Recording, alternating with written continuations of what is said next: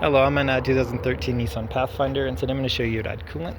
So first you open the hood and turn the vehicle off and make sure it's cooled down. You don't want to work on these systems while the vehicle's hot, just since this liquid is a under pressure system and it can get to a boil.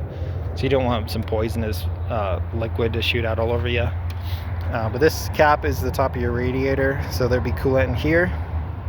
But typically you'll always just need to add to this side reservoir here.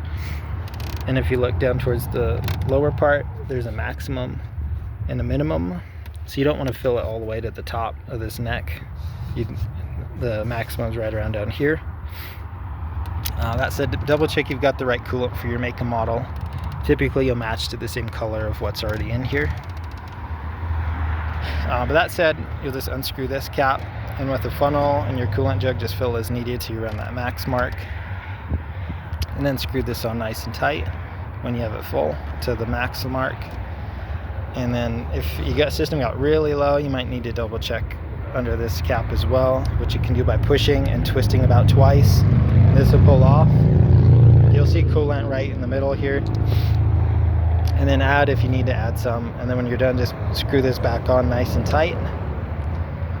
And once you've got these topped off, I would double check for any leaks through the lines, the reservoir, the radiators. A way to do that is, once it's all back on tight, turn the vehicle on so that new coolant can circulate through the system. And you might see some coolant start to puddle around the engine bay or under the radiator. A way to tell that apart from water condensation is it have a slight sweetness smell to it. It should have a slight coloration to it. And you don't really want it on your skin, but if you feel it, it'll have a slight slickness to it. But I hope this is helpful. Hope you have a good day.